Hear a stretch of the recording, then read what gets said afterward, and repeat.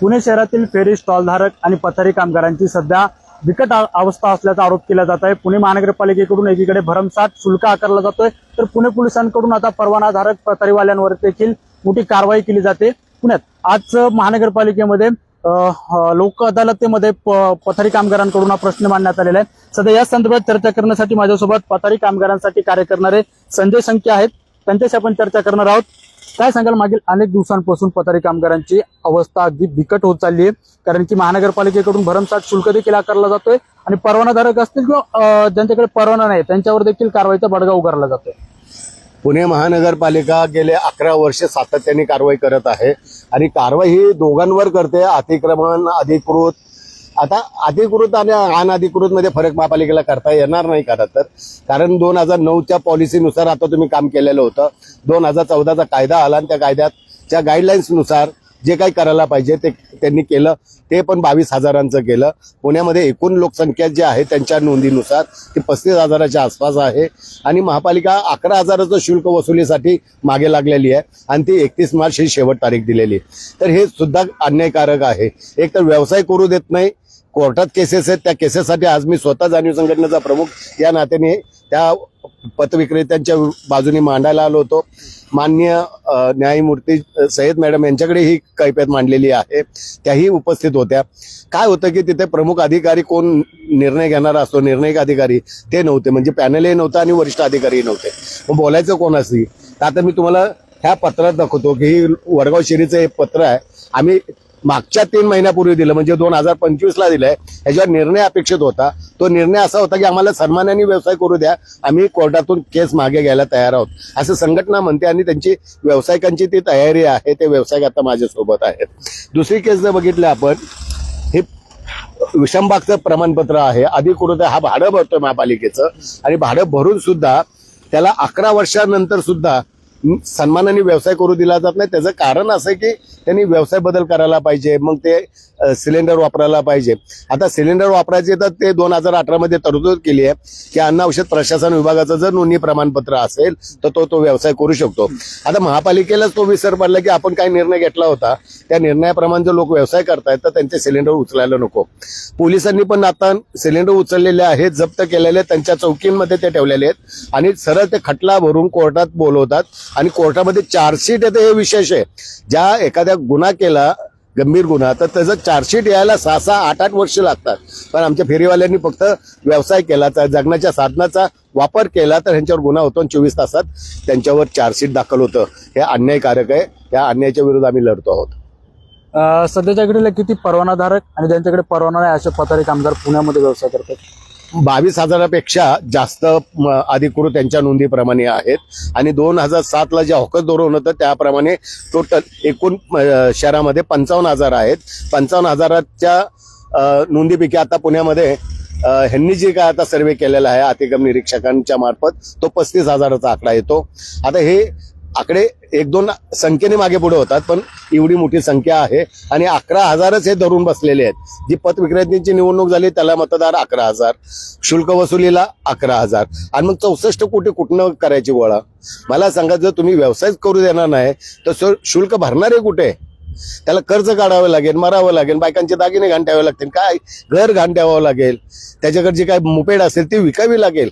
एवढा संसार विकायचा मग ते महापालिकेचं भाडं भरायचं? मला एक सांगा, आपल्याकडे जो टॅक्स आहे, निवासी टॅक्स किंवा व्यवसाय टॅक्स आहे, त्याला अभय योजना दिली जाते, कारण तो टॅक्स बुडवणारच असतो कायमचा आणि त्याला माहिती असते वर्ष अखेर आपल्याला अभय योजना मिळणार आहे, तर 11 महिने आपण गप्प बसू, 12व्या महिन्यात काही ना काही तरतूद होईल तेव्हा मग आपण बोलू।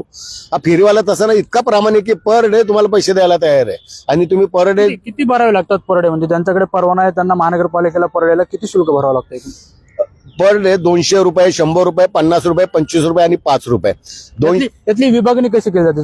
तुम्ही म्हणाले 100 असेल, 50 असेल, 200 आणि 50, ही विभागणी कशी केली जाते? रेडी रँकनुसार केलेलं आहे, म्हणजे मध्यवर्ती भागामध्ये असेल तर 200 रुपये आहेत, रस्त्याच्या आजूबाजूला असेल जिथे व्यवसाय ठिकाण आहे तिथे 200 रुपये आहेत। त्यानंतर खालोखाल जर चांगला व्यवसाय होत नसेल पण व्यवसाय होतोय त्याला 100 रुपये आहेत आणि जिथं व्यवसाय होत नाही अशा ठिकाणी 50 आहेत आणि 25 रुपये असेल की खाली बसून वगैरे जे कुठं व्यवसाय करतात त्यांना 25 रुपये आहेत आणि ₹5 चर्मकारांना आहेत. हे दिवाळी हे निर्णय खूप मोठे होते, कारण का जिथे मी आता 200 सांगतोय तिथं ₹600 होते, जिथे 100 सांगतोय तिथं 400 होते, जिथे 50 सांगतोय तिथं 300 होते, आणि जिथं 25 सांगतोय तिथं 200 होते, आणि 5 सांगतोय तिथं 150 होते. हे रेट मी TVC मेंबर असतानाच कमी करून घेतले होते, आणि त्यावेळेस सगळ्या संघटनांनी मला विरोध केला आणि पुढचे दर कायम झाले, आणि त्यामुळे आता ती भरपाई भरावी लागते. आता ही जसं तुम्ही म्हणालात की कोर्टात देखील तुम्ही खटला दाखल केला आहे, हा कोर्टातला खटला नेमका कधी दाखल केलेला आहे, कशा संदर्भात केलेला आहे? हे पहा, तुम्हाला मी तारखा दाखवतो. हा खटला जो आहे तो 2018चा आहे, हा आहे 2004चा. विचार करा, 2004 म्हणजे ज्यावेळेस ज्यावेळेस फेरीवाल्यांचं धोरण पहिलं आणलं पुणे महापालिकेत मी, कारण मी भारत सरकारचा टास्क फोर्स मेंबर आहे, कायद्याचा मसुदा लिहिला आणि तोच केंद्राकडे पाठवला होता, त्यामुळे मला टास्क फोर्स मध्ये घेतलं होतं आणि देशभरात आम्ही काम केलं आणि त्यानंतर तो कायदा अस्तित्वात आला. मला सांगा, 2004लाच याला नोटीस देत असेल तर आज हा माणूस काय खात असेल विचार करा. वकिलाची फी द्यायची आहे, कोर्टात यायचं आहे, धंदा बंद ठेवायचा आहे. हे म्हणजे गुलामीचं जीवन जगतोय आम्ही लायसन घेऊन सुद्धा. आणि ज्याच्याकडे लायसन नाही, तुम्ही आता गल्लोगल्ली घ्या, ₹10 मँगो ज्यूस मिळतो, ते आरामात व्यवसाय करतात, त्यांना लाईट पण मिळते. पण आम्ही लाईट मागायला गेलं तर म्हणतात की धोरण नाही, आणि घेतलेले असेल तर कट करतात. हा किती अन्यायकारक व्यवहार महापालिका आमच्याबरोबर करते, याची दखल घेणं खूप गरजेचं आहे. तुम्ही जसं म्हणाल की आता अनेक व्यावसायिक असतील, जसं की ज्यूस सेंटर असतील, ते रस्त्यावर त्यांचे स्टॉल टाकतात, त्यांना वीज देखील उपलब्ध होते, काळाबाजारी होते किंवा मग त्यांच्याकडनं अनधिकृतपणे लावून असून सुद्धा महानगरपालिका त्यांच्याकडून हप्ता घेते, असा तुमचा आरोप आहे का? नक्कीच. कारण का हे जे आता ज्यूसवाले तुमचे त्यांची भाषाच ऐकली, ते पश्चिम बंगालमधून आलेले आहेत सगळे, बऱ्यापैकी पश्चिम बंगालचे आहेत. का आता पश्चिम बंगालमधून इथे येणं म्हणजे काय, आंबा पण तिकडचाच असतो. ते आझाद हिंद एक्सप्रेसमध्ये जिथं आंबे पण येतात ते कलेक्ट करतात आणि त्यानंतर ते ज्यूसवर वापरले जातात. कारण आपल्या मार्केट यार्डमध्ये एवढे आंबे मोठ्या प्रमाणात येत नाही की एका वार्ड ऑफिसमध्ये 25-25 स्टॉल लावावेत. हे स्टॉल जे लागतात ते तात्पुरते असतात आणि उन्हाळा संपला की ते नाहीसे होतात, फक्त ह्या काळात येतात. ते पावसाळ्यामध्ये काही लोक जे इथं राहतात मित्रांकडे किंवा कोणाकडे तरी, ते पाणीपुरी लावतात. ही जी लोक आहेत ह्यांच्यावर अंकुश नाहीये. त्याचं कारणच हे की ह्यांना आम्ही कॅरियर वेंडर म्हणतो. त्याचं कारण असं आहे की हा तात्पुरता येतो आणि तात्पुरता जातो, आणि ह्यांच्यावर मेहरबानी ती महापालिकेच्या अतिक्रमण विभागाचीच आहे. तुम्हाला की जवळपास 35,000 पथारी म्हणजे कामगार जे की लायसन धारक आहेत, परवाना धारक आहेत, मात्र ज्यांच्याकडे परवाना आहे त्यांच्यावरच कारवाईचा बडगा होतो आणि ज्यांच्याकडे परवाना नाहीये त्यांच्यावर कारवाई होत नाहीये. यामागचं नेमकं कारण तुम्हाला नेमकं काय वाटतं, का होत नसेल? कारण की लायसन असल्यावर कारवाई केली जाते, लायसन नसल्यावर केली जात नाहीये. या पाठीमागचं पूर्वीचं कारण असं होतं की प्रशासकीय हितसंबंध होते, पण आता राजकीय दबाव पण येऊ शकतो. आणि महापालिकेला हप्ते मिळत नाहीत अशी महापालिका नाही हो, कुठलीच महापालिका नाही. महाराष्ट्रामध्ये अमरावती घ्या, धुळे घ्या, महानगरपालिकेतले जे काही अधिकारी असतील या संदर्भातल्या खात्याच्या संदर्भातील, ते भ्रष्ट आहेत असा तुमचा आरोप? आहेत ना, काय अधिकारी भ्रष्ट आहेत, त्यांचं सिद्ध झालंय. काय लोकांचं काय तक्रारी आहेत, आणि काही लोकांच्या बाबतीत प्रसिद्धी पण मिळालेली आहे. म्हणजे असं जर महापालिकेत घडत असेल तर हा फेरीवाला हप्तेच देणार ना हो, कारण का त्यांचा दमदाटीचाच प्रकार असतो. मला आता सांगा की हे कोर्टात का आलो, आम्ही हप्ते देऊ शकत नाही, कारण आम्ही कायदेशीर मार्गाने लढतोय. कारण एकमेव जाणीव संघटनेचं कुठलाही सभासद कोणालाही हप्ते देत नाही. वेळ आली तर तो गाडी अडवेल, महापालिकेला विरोध करेल, आणि विरोध केला तर त्याच्यावर 353 लागते. ते आम्ही भोगलेलं आहे. पण आतापर्यंत तुमच्या कानावर अशी काही प्रकरणं आलेली आहेत का की महानगरपालिकेच्या कर्मचाऱ्यांकडून किंवा अधिकाऱ्यांकडून अशा हप्तेखोरीची काही प्रकरणं घडलेली आहेत? हो, नक्कीच येतात. व्यावसायिक चिडतात पार. एवढंच काय, मी आता नाव नाही घेणार, मी एकाच्या खिशातनं पैसे काढून दिलेत, परत एकाच्या खिशात गेलेले पैसे काढून दिले. त्या नोटाचा अंदाज मी सांगितला होता, नोटा कुठल्या आहेत, आणि त्याने खुर्चीवर उठून ते पैसे दिलेले आहेत.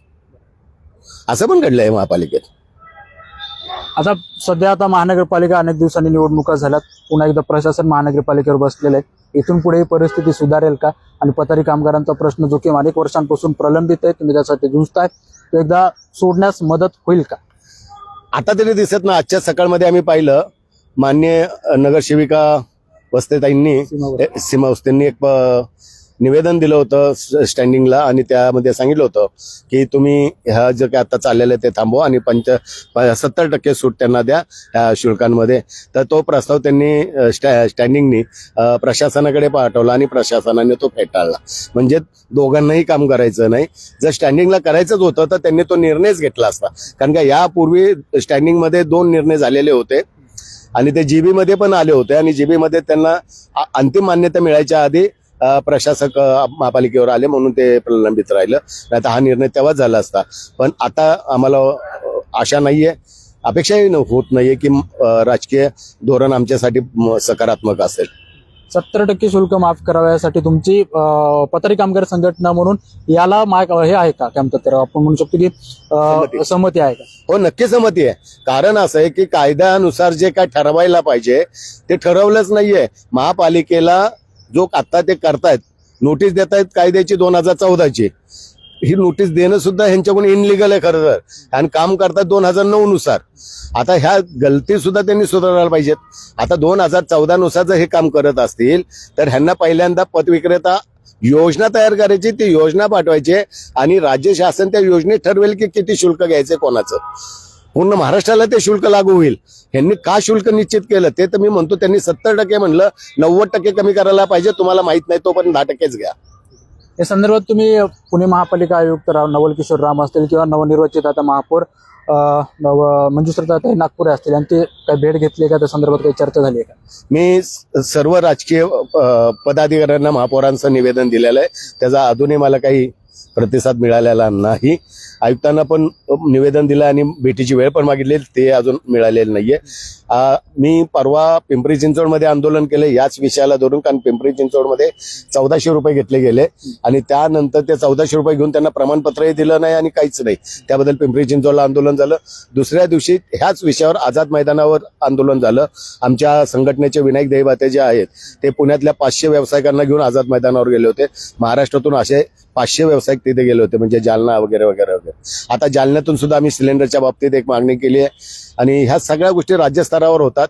कारण राज्यस्तराचा मी अध्यक्ष आहे एका महासंघाचा आणि म्हणून आम्ही महासंघाचा पुण्यातून जो निर्णय होतो तो राज्यभरात संघटना त्या निर्णयावर अंमलबजावणी करतात. पण त्यातले म्हणजे पुणे महापालिकाच काय, अमरावती महानगरपालिका ही दखल घ्यायला तयार नाहीये. ह्या सगळ्या गोष्टी, नाशिक महापालिका भाग काय होतंय की राजकीय धोरण जोपर्यंत ठरत नाही की तोपर्यंत प्रशासन सुद्धा कामाला लागणार नाही. आता 4 वर्ष नव्हतं प्रशासन, राजकीय प्रशासन, हे आपण मान्य करूया. पण आम्ही तरी तुमच्याशी विनंतीने डायलॉग करत होतो ना, संपर्क ठेवत होतो. मीटिंगचं म्हणजे योजनावर मीटिंगचं पत्र आलंय आम्हाला 4 संघटनांना, पण त्यानंतर ती मीटिंग झाली नाही. त्या मीटिंगच्या दिवशी त्या अधिकाऱ्याचं बदली झाली आणि अधिकारी निघून गेला आणि मग पुढे काहीच म्हणजे हे ते तपासून हे बातमी. मी जे म्हणलं ना तुम्हाला की 3 महिन्यापूर्वी हे पत्र दिलंय, ह्या पत्रावर काम करायला पाहिजे. जर तुम्ही 3-3 महिने, आपल्याकडे प्रोटोकॉल आणि वर्तणूक नियमाचा नियम असा सांगतो की तुम्ही सगळी प्रकरणं 30 दिवसात निकाली काढा. आज लोक अदालत एवढ्या करता भरवण्यात आलेली आहे की राष्ट्रीय लोक अदालत आहे, हे पुणे शहराची लोक अदालत नाहीये, राष्ट्रीय लोक अदालत आहे. राष्ट्रभर आज देशभर आता हे ह्या तारखेला अदालत चालू आहे. ह्या मान्य सर्वोच्च न्यायालयाचा काय हेतू आहे, काय उद्देश आहे, हे ह्यांना अजून समजलेलं नाहीये. ह्यांचं म्हणणं आहे की जेवढ्या केसेस पेंडिंग आहेत त्या संगनमताने किंवा चर्चेने सोडवा आणि महापालिका चर्चा करायलाच तयार नाही. म्हणजे पुन्हा आता मला एक नवीन आरोप करावासा वाटतो. मेहरबान सर्वोच्च न्यायालयाचा सुद्धा अवमान हे महापालिका करते. तर महानगरपालिकेने जो काही निर्णय यावर घेतला नाही, व्यवस्थित निर्णय जर यावर घेतला नाही तर इथून पुढे तुमचं पाऊल काय असणार? आता तरी आम्ही 2 ठिकाणी आंदोलन केलंय. देशभर आंदोलन करू, पुण्यामध्ये आंदोलन करू, जिथे जिथे होईल. पुण्याच्या संरक्षणासाठी राज्यभर आंदोलन केलं जाऊ शकतं, सर्व महापालिकेसमोर, जिल्हाधिकारी कार्यालयासमोर. आणि ह्यानंतरचं अंतिम आंदोलन जे असेल ते जंतर मंतरला असेल. नक्कीच आपण जर बघितलं तर पथारी कामगारांसाठीचे आणि मागील अनेक वर्षापासून काम करणारे संजय संखे आपल्यासोबत होते.